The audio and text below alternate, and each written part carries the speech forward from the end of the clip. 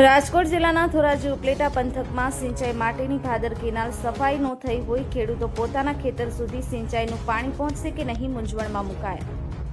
Bhadar canal 78 kilometre લાંબી canal છે, તેમાં 44 જેટલી માઇનોર કેનાલમાં પિયત પાણી માટે આપવામાં આવે છે, જેમાં ધોરાજી ઉપલેટા સહિત 46 જેટલા ગામોના 17,000 હેક્ટરમાં ખેડૂતોને પિયત ફોર્મ ભરાયા મુજબ આપવામાં આવે છે। ધોરાજીમાં આ વર્ષે ચોમાસા બાદ કમોસમી વરસાદ બાદ ખેડૂતોના ઊભા તેમજ તૈયાર મૂળ કપાસ, મગફળી, સોયાબીન સહિતનો પાક મોટા ભાગે પલળી અને બગડી ગયા અને ખેડૂતોને મોઢે આવેલ કોળીઓ ઝૂંટવાઈ ગયેલ, ત્યારે ખેડૂતોને શિયાળુ વાવેતર ઘઉં, ચણા, જીરું સહિતનું વાવેતર આસ બંધાણી છે। ત્યારે શિયાળુ પિયત માટે ભાદર નહેર મહત્વની ખેડૂત માટે કેનાલ હોય, ત્યારે ધોરાજી પંથકમાં હજુ સુધી કેનાલની સફાઈ થઈ ન હોય, ખેડૂતો મૂંઝવણમાં મુકાયા છે। ધોરાજી પંથકના જણાવ્યા અનુસાર આવતા સપ્તાહમાં પિયતનું પાણી અપાશે, ત્યારે કેનાલની સફાઈ બહુ મોડી ચાલુ કરી છે અને કેનાલ માત્ર ખડ ઉપરથી વાઢે છે, જેસીબીથી સફાઈ કરવી જોઈએ। કેનાલમાં જ્યાં જુઓ ત્યાં કાળ, મીઠ, પથ્થર પડ્યા છે। અમુક જગ્યાએ કેનાલમાં ગાબડા પડી ગયા છે અને માઇનર કેનાલમાં જે ગાર કાઢવાનો હોય તે કાઢ્યો નથી।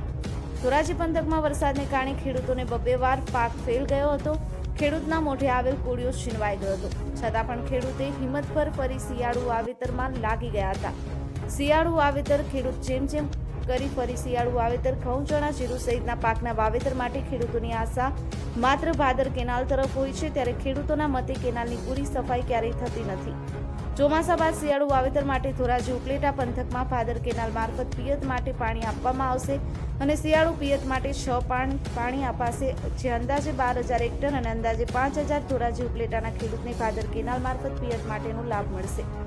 ભાદર પેટા વિભાગના નાયબ કાર્યપાલક ઇજનેરના જણાવ્યા મુજબ હાલ સિંચાઈના પિયત માટેના ફોર્મ લેવાનું કામકાજ ચાલે છે, સાથે કેનાલની સફાઈનું કામ પણ ચાલુ છે।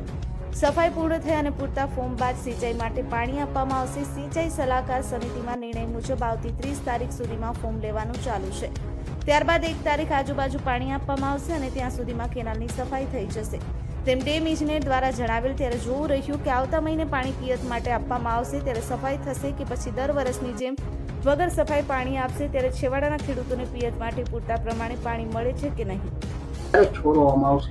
આપણે ગઈ 21 નવેમ્બરથી લઈને આવતી 30 નવેમ્બર સુધી ફોર્મ ભરવામાં આવશે, એટલે જેમાં 8,000 હેક્ટરનું આયોજન કરેલું છે, જેમાં 50% ફોર્મ આવે એટલે કે 4,000 હેક્ટરના ફોર્મ આવી જાય એટલે આપણે આવતી 1 તારીખથી આપણે પાણી છોડવામાં આવશે। જો ભાદર કેનાલની વાત કરીએ તો ભાદર કેનાલ કેટલા કિલોમીટર લાંબી કેનાલ છે અને કેટલા ગામોને છે તે પાણી પિયત માટે આપી શકે છે?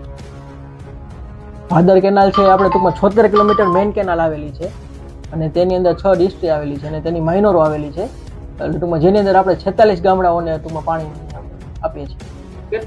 કયા પાકને આ પાણી છોડવાનો છો? કયા પાકને આ પાણી છે તે લાભદાયક રહેશે? આપણે ઊભા પાક હોય જેમ કે કપાસ છે અને ટૂંકમાં એરંડા છે, એની અંદર ટૂંકમાં 3 પાક, જે આગામી શિયાળુ પાક છે જેની અંદર ઘઉં છે, ચણા છે, ટૂંકમાં એની અંદર આપણે 6 પાકનું આયોજન। જો પાણી છોડવાની વાત કરીએ તો અત્યારે યોગ્ય રીતે કેનાલની સફાઈ નથી થઈ, તો ખેડૂતો સુધી પાણી પહોંચશે ખરું? એટલે અત્યારે આપણે કેનાલની સફાઈ ચાલુ જ છે અને અત્યારે સેક્શન 3 અને સેક્શન 4 જે ધોરાજી સબ ડિવિઝન આપણે ટૂંકમાં અંદર આવે છે, એટલે ટૂંકમાં એની અંદર આપણે 80 થી 85% ટૂંકમાં સફાઈ આપણે પૂર્ણ થયેલી છે અને જે આગામી 30 તારીખ પહેલા આપણે પૂર્ણ કરવામાં આવશે। અમુક જગ્યાએ ધોરાજીની અંદર જો વાત કરીએ તો ધોરાજી ફરેલી રોડ ઉપર કેનાલોમાં છે તે અમુક જગ્યાએ ગાબડા પણ અત્યારે પડી ગયેલા દેખાય છે, તે પાણી છોડતા પહેલા રિપેરિંગ થઈ જશે ખરા? એ તો આપણે ટૂંકમાં ટેન્ડર સ્ટેજે છે એ કામનો, યોગ્ય સમયે રિપેરિંગ થઈ શકે ખરા? હવે જો એની ટૂંકમાં કામગીરી આખી ટૂંકમાં ટેન્ડરની પ્રોસેસ પૂર્ણ થઈ જશે તો થઈ જશે, બાકી એને ટૂંકમાં રોટેશન દરમિયાન કરવામાં આવશે। મારું નામ જયેશભાઈ લાખાણી।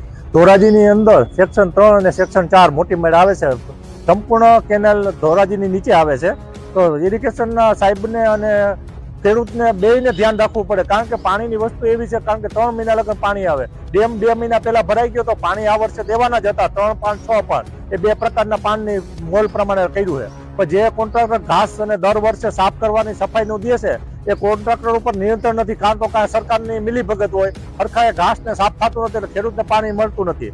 અને બીજું એક વસ્તુ એ કરવાનું, એક સંકલન સમિતિ અને જે ઇરિગેશનના સાહેબો જે મીટિંગ કરીને પાણી છોડવાની તારીખો નક્કી કરે છે, તો તો ફોર્મ ભરવાની તારીખ 21 તારીખ નક્કી કરીને 30 તારીખે ફોર્મ ભરવાનું પૂરું થયું. 9 દિવસની અંદર 8,000 ખેડૂતના પાણીના ફોર્મ કઈ રીતે ભરાય? એનો 1 મહિનો દિવસ કે 15 દિવસની મુદત રાખે તો બધા ખેડૂત ભરે.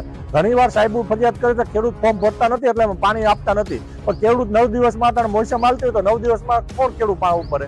1 મહિનો દી ફોર્મ ભરે, 3 મહિનાનું પાણી હોય તો 1 મહિનો ફોર્મની તારીખ હોય તો પૂરા ફોર્મ ભરાય. અમુક જગ્યાએ કેનાલમાં છે તે મસ્ત મોટા ગાબડા પડી ગયા છે, એને લઈને ખેડૂતોને કઈ પ્રકારની તકલીફ પડે? કારણ કે આરસીસી કામ હોય એ ટેન્ડર પ્રક્રિયામાં હોય, કોન્ટ્રાક્ટ દઈ દેવાતો હોય, એ ટાઈમ ન કરે અને મોડું થાય અને ચાલુ ઘાસને સફાઈ દર વર્ષે કોન્ટ્રાક્ટ દેશે એમાંય સફાઈ નથી થતી. પાણીના પરિવહનમાં તકલીફ પડે એટલે ખેડૂત અને સાહેબોને, ઇરિગેશનને અને સરકારને ત્રણેયને જવાબ દેવા પડે. કારણ કે પૂરું પાણી મળે નહીં, ફોર્મ ભરેલું હોય એટલે ખેડૂતો પાણી માંગવાનું છે અને મોલને અને પિયતમાં અને ઉત્પાદનમાં પણ નુકસાન થાય.